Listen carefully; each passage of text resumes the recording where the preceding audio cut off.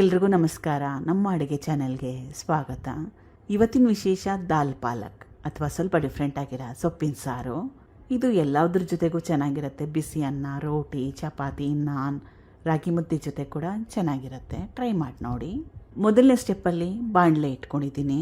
2 ಚಮಚದಷ್ಟು ಎಣ್ಣೆ ಬಿಸಿ ಆದಮೇಲೆ ಸಣ್ಣದಾಗಿ ಕಟ್ ಮಾಡಿ ಇಟ್ಕೊಂಡಿರೋ 2 ದೊಡ್ಡ ಈರುಳ್ಳಿ, ಹಸಿರು ಮೆಣಸಿನಕಾಯಿ ಸುಮಾರು 1 2ರಿಂದ 3 ಈರುಳ್ಳಿ ಹಾಕೊಂಡ್ಮೇಲೆ ಚೆನ್ನಾಗಿ ಕಲಿಸ್ಕೊಂಡು ಈರುಳ್ಳಿರ ಹಸಿ ವಾಸನೆ ಹೋಗಿ ಸ್ವಲ್ಪ ಹೊಂಬಣ್ಣ ಬಂದು ಮೆತ್ತಗಾಗೋವರೆಗೂ ಬೇಯಿಸ್ಕೋಬೇಕು. ಮೀಡಿಯಂ ಫ್ಲೇಮ್ನಲ್ಲಿ ಸುಮಾರು 3ರಿಂದ 4 ನಿಮಿಷ ಬೇಕಾಗುತ್ತೆ. ಆಗಾಗ ಕಲಿಸ್ತಾ ಇರಬೇಕು. ಸುಮಾರು 3ರಿಂದ 4 ನಿಮಿಷ ಆದಮೇಲೆ ಈರುಳ್ಳಿ ಚೆನ್ನಾಗಿ ಬೆಂದಿದೆ, ಹೊಂಬಣ್ಣ ಬಂದಿದೆ, ಮೆತ್ತಗಾಗಿದೆ, ಹಸಿ ವಾಸನೆ ಕೂಡ ಹೋಗಿದೆ. ಸಣ್ಣದಾಗಿ ಕಟ್ ಮಾಡಿ ಇಟ್ಕೊಂಡಿರೋ ಚೆನ್ನಾಗಿ ಹಣ್ಣಾಗಿರೋ 1 ದೊಡ್ಡ ಟೊಮೆಟೊ ಹಾಕೊಂಡ್ಮೇಲೆ ಕಲಿಸ್ಕೊಂಡು ಟೊಮೆಟೊ ಮೆತ್ತಗಾಗೋವರೆಗೂ ಬೇಯಿಸ್ಕೋಬೇಕು. ಟೊಮೆಟೊ ಬೇಗ ಬೆಂದೋಗುತ್ತೆ. 2ರಿಂದ 3 ನಿಮಿಷ ಬೇಯಿಸ್ಕೊಂಡ್ರೆ ಸಾಕಾಗುತ್ತೆ ಮೀಡಿಯಂ ಫ್ಲೇಮ್ನಲ್ಲಿ. ಸುಮಾರು 2ರಿಂದ 3 ನಿಮಿಷ ಆದಮೇಲೆ ಟೊಮೆಟೊ ಎಲ್ಲ ಚೆನ್ನಾಗಿ ಬೆಂದಿದೆ. ಈ ರೀತಿಯಾಗಿ ಸೌಟ್ ಸಹಾಯದಿಂದ ಟೊಮೆಟೊನ ಮ್ಯಾಶ್ ಮಾಡ್ಕೋಬೇಕು, ಸ್ವಲ್ಪ ನುಣ್ಣಗೆ ಮಾಡ್ಕೋಬೇಕು. ಇದಕ್ಕೆ ಸಣ್ಣದಾಗಿ ಕಟ್ ಮಾಡಿ ಇಟ್ಕೊಂಡಿರೋ ಪಾಲಕ್ ಸೊಪ್ಪನ್ನ ಸೇರಿಸ್ಕೋತಾ ಇದ್ದೀನಿ. ಸುಮಾರು 3ರಿಂದ 4 ಹಿಡಿಯಷ್ಟು. ಮೊದಲು ಪಾಲಕ್ ಸೊಪ್ಪನ್ನ ಸುಮಾರು 3ರಿಂದ 4 ಸಲ ಚೆನ್ನಾಗಿ ತೊಳಿಬೇಕು, ಕ್ಲೀನ್ ಮಾಡ್ಕೋಬೇಕು. ನೀರೆಲ್ಲ ಹೋದ್ಮೇಲೆ ಸಣ್ಣದಾಗಿ ಕಟ್ ಮಾಡ್ಕೋಬೇಕು. ತೊಳೆದ್ಮೇಲೆ ಕಟ್ ಮಾಡ್ಕೋಬೇಕು. ಕಟ್ ಮಾಡ್ಕೊಂಡ್ಮೇಲೆ ಸೊಪ್ಪನ್ನ ತೊಳೆಯೋಕೆ ಹೋಗಬೇಡಿ. ಈಗ ಪಾಲಕ್ ಸೊಪ್ಪು ಮೆತ್ತಗಾಗೋವರೆಗೂ ಬೇಯಿಸ್ಕೋಬೇಕು.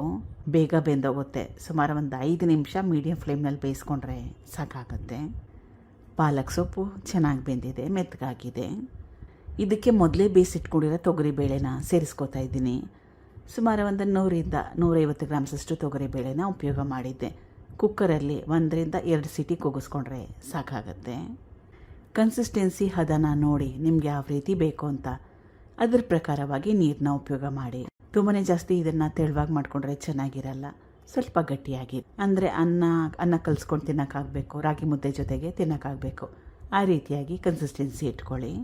ಇದು ರೋಟಿ ಜೊತೆಗೂ ಚೆನ್ನಾಗಿರುತ್ತೆ, ಚಪಾತಿ ಜೊತೆ ಕೂಡ ಚೆನ್ನಾಗಿರುತ್ತೆ. ಕನ್ಸಿಸ್ಟೆನ್ಸಿ ಫೈನಲ್ ಆದಮೇಲೆ ರುಚಿಗೆ ತಕ್ಕಷ್ಟು ಉಪ್ಪನ್ನ ಹಾಕ್ಕೊಂಡ್ಮೇಲೆ ಚೆನ್ನಾಗಿ ಕಲಿಸ್ಕೊಂಡು ಕುದಿಸ್ಕೋಬೇಕು. 1 ಕುದಿ ಬಂದರೆ ಸಾಕು. ಈಗ ರುಚಿಕರವಾಗಿರೋ ಅಂತಹ ದಾಲ್ ಪಾಲಕ್ ಅಥವಾ ಸ್ವಲ್ಪ ಡಿಫ್ರೆಂಟ್ ಆಗಿರೋ ಸೊಪ್ಪಿನ ಸಾರು ರೆಡಿಯಾಗಿದೆ. ಚೆನ್ನಾಗಿ ಕುದೀತಾ ಇದೆ. ಇದಕ್ಕೆ ಹುಣಸೆಹಣ್ಣು ಹಾಕೊಳ್ಳೋ ಅವಶ್ಯಕತೆ ಇಲ್ಲ. ದಾಲ್ಗೆ ಹುಣಸೆಹಣ್ಣೇನು ಉಪಯೋಗ ಮಾಡೋದಿಲ್ಲ. ನಿಮಗೆ ಬೇಕಂದರೆ ಸ್ವಲ್ಪ ಹಾಕ್ಕೋಬೋದು, ನಿಮ್ಮ ಇಷ್ಟದ ಪ್ರಕಾರ. ಮತ್ತೊಂದು ಸ್ಟೆಪ್ಪು ಬಾಕಿ ಇದೆ. ಸಣ್ಣದೊಂದು ಬಾಣಲೆ ಇಟ್ಕೊಂಡಿದ್ದೀನಿ. 2 ಚಮಚದಷ್ಟು ಎಣ್ಣೆ ಅಥವಾ ತುಪ್ಪನ ಕೂಡ ಉಪಯೋಗ ಮಾಡ್ಬೋದು. ಎಣ್ಣೆ ಬಿಸಿ ಆದಮೇಲೆ ಸಣ್ಣ ಚಮಚದಲ್ಲಿ 1 ಚಮಚದಷ್ಟು ಜೀರಿಗೆ, ಇದು ಸಣ್ಣದಾಗಿ ಕಟ್ ಮಾಡಿ ಇಟ್ಕೊಂಡಿರೋ ಬೆಳ್ಳುಳ್ಳಿ, ಸುಮಾರು 10ರಿಂದ 12 ಎಸಳಷ್ಟು. ಬೆಳ್ಳುಳ್ಳಿಯಲ್ಲಿ ಇರೋ ಹಸಿ ವಾಸನೆ ಹೋಗಬೇಕು.